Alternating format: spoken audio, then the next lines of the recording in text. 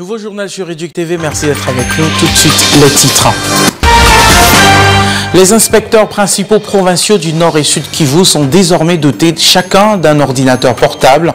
Ceci entre dans le cadre de la modernisation du système éducatif congolais à l'ère du numérique. La cérémonie officielle de remise de ces outils de travail a été présidée ce mardi 8 juillet par l'inspecteur général à l'éducation nationale et nouvelle citoyenneté Hubert Kimbonza. Et puis les experts du projet Efficace avec l'appui technique de l'UNESCO s'apprêtent à former cette semaine les journalistes de la ville de Chikapa sur leur rôle en tant que médias dans la transformation du secteur éducatif qui devient de moins en moins attractif auprès des jeunes. Toujours dans l'actualité, après la ville de Kinshasa, plusieurs cas suspects de choléra sont détectés dans la province du Kwilu et Maindombe. Les autorités appellent à la prudence et à l'observation des mesures préventives.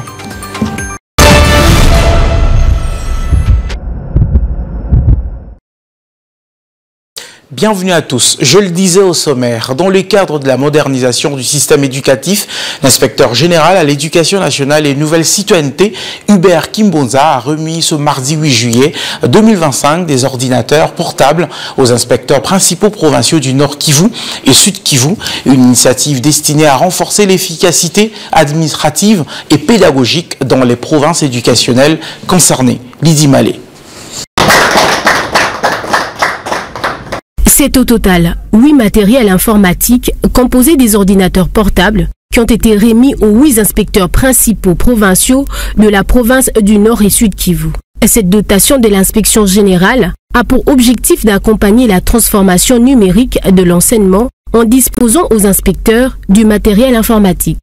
Cher IPP du Sud Kivu 2, je vous remets cet ordinateur, cette machine pour servir de tout ce qui est important dans ce que vous aurez comme activité dans le cadre de paiement des intervenants des épreuves certificatives, mais aussi de toute autre activité qui sera faite au niveau de votre province éducationnelle. Ces dons de l'entreprise Huawei a été officiellement remis aux bénéficiaires ce mardi 8 juillet 2025 lors d'une réunion présidée par l'inspecteur général chef du corps Hubert Kimbonza en présence de quelques inspecteurs généraux adjoints. De leur part, les bénéficiaires ont salué ces gestes posés. Un remerciement le plus sincère à notre chef de corps qui a pensé à nos 6 provinces, aux provinces, je dirais, sinistrées, province sous occupation et qui nous dote de cet outil important de travail qui nous permettra d'être performants au même titre que toutes les autres provinces de la République. Au nom de la province administrative Nord Kivu, nous disons merci d'abord au chef de corps qui a voulu nous remettre ces machines pour notre premier exercice pour la paie numérique des intervenants aux évaluations. En outre, le délégué de l'inspecteur général dans la mission confiée à Airtelmani pour la paie des intervenants aux épreuves certificatives explique les biens fondés de la remise de ces ordinateurs. L'apport de ces machines dans l'exécution de cette mission qui est la paie des intervenants aux différentes épreuves certificatives et que les IPP reçoivent de l'inspection générale via Airtelmani, une plateforme que Airtelmani a mise en place. L'argent qui doit servir au paiement des intervenants. Alors ces ordinateurs vont leur permettre d'avoir accès à la plateforme d'Airtelmani, le permettant évidemment pour atteindre cette fin qui est l'accréditation des comptes Airtelmani des intervenants à l'examen. La remise des kits d'ordinateurs est une étape importante dans la modernisation du système éducatif, permettant aux inspecteurs de mieux remplir leurs fonctions et de s'adapter aux défis de l'ère numérique. Allez, d'une province à une autre, Chikapa accueille cette semaine une formation axée sur le rôle des médias dans la transformation du secteur éducatif, inscrit dans le cadre du projet Efficace avec l'appui technique de l'UNESCO. Des journalistes locaux réfléchissent à comment mieux valoriser le métier d'enseignant et inciter les jeunes filles à rejoindre cette profession. Reportage. Ils informent, sensibilisent et apprennent aussi à transformer. Journaliste et chargé de communication de la province du Kasaï, participe à une formation de renforcement des capacités sur les actions transformatrices du système éducatif congolais. Objectif, revaloriser le métier d'enseignant, améliorer les conditions d'apprentissage et encourager les jeunes filles à embrasser cette vocation. Cette activité qui s'inscrit dans le cadre du projet efficace avec l'appui de l'UNESCO, mis sur la communication comme levier de changement social. La République démocratique du Congo, notre cher et beau pays, s'est engagée dans la transformation de son système éducatif, plus spécifiquement les gouvernements visent une amélioration qualitative de son système éducatif. À travers des débats, échanges d'expériences et exercices pratiques, les participants explorent les outils pour mieux informer et surtout mieux inspirer. C'est une très belle opportunité offerte aux journalistes qui travaillent dans le domaine lié à l'éducation, à l'enseignement, pour qu'ils puissent disposer de suffisamment de compétences afin de mieux élaborer les différentes productions journalistiques qu'ils seront appelés à présenter. Et déjà, le fait que cela ait été apporté nous encourage suffisamment. À notre niveau, nous, comme UNPC, nous espérons que nous continuerons notre tâche d'encadrement de ces journalistes, ceux spécialisés dans le domaine de l'enseignement, afin que désormais ce qu'ils auront comme production dans ce secteur soit de très bonne qualité et que cela puisse contribuer à l'atteinte des objectifs que l'UNESCO s'est assigné à travers le projet efficace.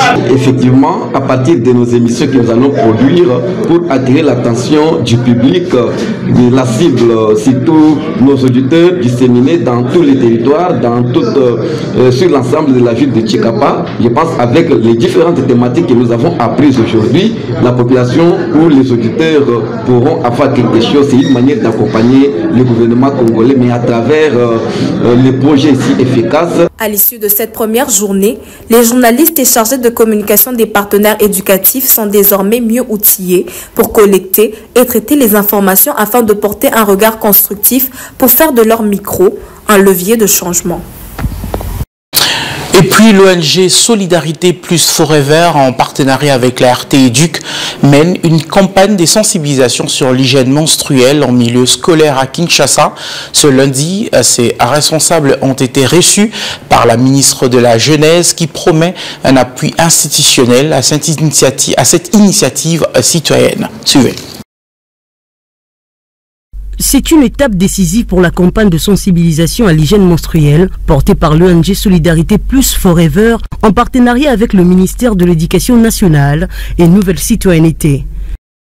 Ce lundi à Kinshasa, ces responsables ont été officiellement reçus par la ministre de la Jeunesse, Noëlla Eganagato. Au cœur des échanges, un accompagnement gouvernemental en faveur d'une éducation sanitaire plus inclusive et plus responsable, notamment pour les jeunes filles. Nous sommes très heureux d'être reçus par la ministre de la Jeunesse et l'éveil patriotique, avec qui nous avons eu un échange fructueux sur le lancement de l'activité sensibilisation sur les jeunes menstruels de la jeune fille lancée ce 31 mai à Silicon Village. C'est une activité qui va mettre en lumière, qui va faire en sorte que la jeune fille sache comment prendre soin d'elle.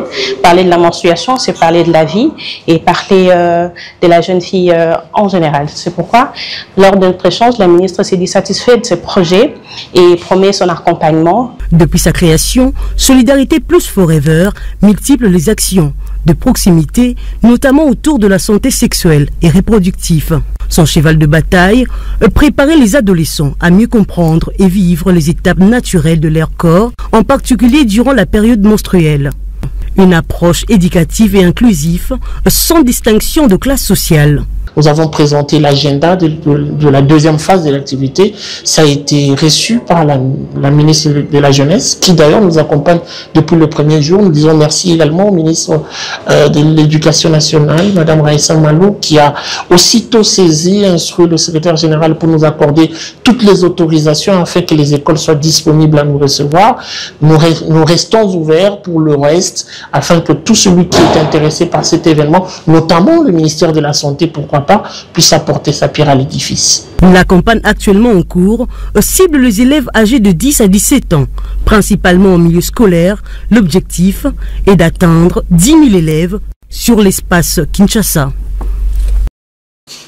Tout à fait autre chose, l'espoir apporté par la signature de l'accord de Washington tout dernièrement n'empêche pas de se rappeler les anciens épisodes de rébellion congolaise. Ce 8 juillet marque les 65 ans de la toute première rébellion en terre congolaise. C'était la sécession katangnaise avec Moïse Tshombe à sa tête, débutée le 8 juillet 1960. Cette aventure a pris fin en 1962. Roger Marley Lukunga revient sur cette page de l'histoire de la RDC. C'est donc un total de 65 années qui s'écoulent en cette journée de mardi 8 juillet 2025, grisonnant et noircissant les pages d'histoire de la République démocratique du Congo indépendante le 30 juin 1960. Juste 8 jours après cette accession de ces pays à la souveraineté nationale et internationale, soit le 8 juillet 1960, l'un de ses fils originaire du Katanga, le nommé Moïse Tshombe Kapende, s'est laissé égarer par les ambitions égocentriques et expansionnistes, lui miroitées par la caste néocolonio-belge. Encore entassé dans cette partie du pays et réticent à l'idée de voir le Congo amorcer des bonnes premières années de son indépendance. Ainsi, accomplissant la volonté prédatrice, l'homme n'y est pas allé par 4 chemins, décrétant purement et simplement la sécession du Katanga. Une date du 8 juillet 1960, durement ressentie par le pouvoir central de Léopoldville, l'actuel Kinshasa dirigé par Joseph Kasavubu, avec comme premier ministre le légendaire Patrice Emery Lumumba, obligé de ne plus compter la province minière de Katanga parmi les entités provinciales. Une aventure qui a duré plus de 3 ans, terminée à la nomination de ce même Moïse Tshombe comme premier ministre dans le gouvernement de 1964, succédant au très intelligent Cyril Adoula. Durant cette sécession, le Katanga disposait de son gouvernement, de sa monnaie, de ses institutions territoriales, de son hymne local et de son armée. Des accrochages se signalaient aussi face à l'armée nationale congolaise. Les Nations Unies, à travers leurs forces regroupées au sein de l'ONU, ont œuvré aussi pour la fin de cette sécession. On va poursuivre ce journal en ouvrant une page santé d'une province à une autre. Comme je le dis, le Mai-Ndombe signale également quelques cas de choléra dans cette province du pays. Quelques zones de santé de la sous-division provinciale sont concernées. Les détails dans ce reportage de nos correspondants. Quelques zones de santé de la division provinciale du Mai-Ndombe sont touchées par le choléra, une épidémie mortelle qui ne pardonne pas. Face à cette situation, le président du conseil communal de Bonsé, Sébastien Manongolote, a au cours de l'ouverture de la rentrée parlementaire des conseillers communaux sensibilisé la population du Mai-Ndombe en général et celle de la commune de Bonsé en particulier. Le choléra, on vient de confirmer déjà à Nyuki, c'est déjà un danger pour la population. Nous, on se dit que la population souffre. Il faut avoir aussi des stratégies côté sanitaire pour vraiment prévenir, surtout des techniques appropriées pour qu'on ne puisse pas atteindre cette maladie. Donc le choléra au niveau du Nongo, moi je crains. Parce qu'il y aura vraiment des morts. On peut commencer à sensibiliser dans des radios, dans les églises, dans des réunions pour qu'on puisse vraiment éviter cette maladie. Et la maladie a commencé à Kinshasa. C'est à partir de Kinshasa. Après 2 jours, c'est arrivé à Kwamut. Kwamut, Yumbi. Yumbi, présentement là, c'est à Nyoki. Donc on a déjà 2 cas. À Nyoki, c'est déjà un danger. Le choléra ne blague pas. Donc fallait continuer à croire qu'il y a déjà la maladie. Il faut se laver les mains. Il faut faire vraiment de façon que la maladie ne puisse pas arriver à Inongo. Au niveau de nos frontières, il faut vraiment l'hygiène. Il faut contrôler bien les entrées et puis les sorties. Sinon, on risque d'avoir cette maladie à Inongo. Et de moins de prévenir ça, d'éviter cette maladie, ça sera une bonne chose pour nous. Initiative saluée par le coordinateur provincial de la nouvelle société civile congolaise du Mai-Ndombe, Félix Nkosoba Poké, qui d'ailleurs propose la création de la brigade d'hygiène publique. L'hygiène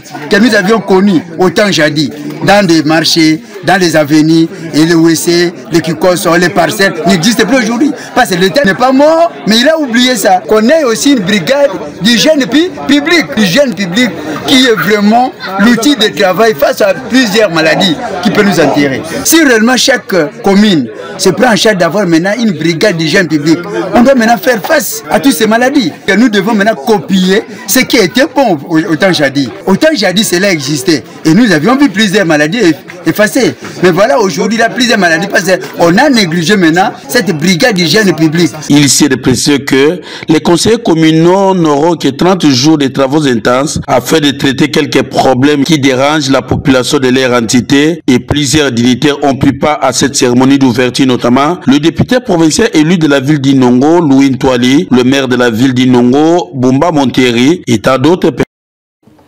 Et puis la province du Kwilu fait également face à cette épidémie de choléra. L'hôpital général de référence des Bandundu-Ville signale présentement 6 cas suspects. L'information a été confirmée par le directeur de cet établissement médical, le docteur Makaya, qui indique que ces patients présentent des signes typiques. Les détails dans ce reportage de nos correspondants. À ce qui concerne la maladie à choléra, et monani jana Kinshasa na Bandundu tozali na baka oyo ba malade bazobela ba diarrhée et pour à ce qui concerne tozali pe déjà na mesure ya prise en charge au etali choléra, mais baka tozali kozwa eza baka bazo présenter ba diarrhée, bazo présenter ba vomissement, bazo présenter ba signe nyonso oyo ya bato babela choléra. Et sengi na biso ndenge totie bango tozwi centre ya traitement et sengeli ke to sala sikoyo ba prélèvement pour que to tinda na INRB pour la confirmation ya maladie. Mais ba malade tozo ya bazo présenter ba signe nyonso o etali choléra. Ko kozala koyeba ko komibatela na kosokola maboko régulièrement. Au routier besoin na toilette faut que sokola maboko avant ko simba biloko ya ko leisa na libota, il faut que sokolango vraiment malamu pour que boy bakolamba batu photo yi bakolia biloko ezali bien préparé ou ezali bien cuite. Donc eza ba mesure oyo tokoki ko pesa na population na biso bayebake effectivement baka ya basine ba malade bazo présenter biso bazo présenter ba signe ya choléra, et tozali ko sala effort pour que ba échantillon et comme INRB pour que ba confirmer maladie, et c'est l'autorité politico-administrative qui déclare l'épidémie en tant que to pesi bango ba élément nyonso ya maladie. To baka ya liwa ezate mais to baka ya liwa ezali kaka mibale en provenance ya province ya Mai-Ndombe de baka o ezali na bao va présenter un hôpital effectif tozana 6 malades déjà au bazan hôpital baza en quarantaine. Merci. Allez, au nom de la rédaction de la RT-Duc, je vous prie de vous laver régulièrement le main pour vaincre cette maladie qui ravage la population congolaise. Allez, on va prendre cette information avant de nous quitter. Le pamplemousse, un fruit très apprécié par plusieurs personnes, mais qu'en est-il réellement de ses valeurs nutritives? Plus de détails dans cet élément proposé par Ariane Moi et Roger Marley. La nature n'a pas manqué de gâter les humains en fruits divers, parmi lesquels le pamplemousse. Celui-ci est un fruit particulièrement bénéfique pour la santé du foie. Ses propriétés détoxifiantes aident à stimuler les fonctions détoxifiantes de cet organe situé à droite des entrailles humaines. Il favorise l'élimination des toxines, des déchets métaboliques et stimule la production de bile. Riche en nutriments, les pamplemousses boostent le système immunitaire humain. Peu calorique, ce fruit regorge de nutriments utiles et de vitamines A et C. Il est aussi riche en fibres et en minéraux antioxydants puissants. Le vitamine C protège les cellules des différentes bactéries et virus, aide à la digestion. L'huile essentielle de pamplemousse peut aider à stimuler la digestion et à soulager les problèmes gastro-intestinaux. En diététique chinoise, il est utilisé pour soulager de la nausée, de l'indigestion et du ballonnement. Il étanche la soif, aide à lutter contre les maladies cardiovasculaires, notamment la réduction des taux de mauvais cholestérol dans le sang. Aussi, il est une très grande source de vitamine C, mais aussi des vitamines du groupe B. Le pamplemousse apporte aussi des caroténoïdes liminoïdes. Allez, c'est la fin de ce journal. Merci de l'avoir suivi. Excellente suite de programmes sur la RT Duc. Au revoir.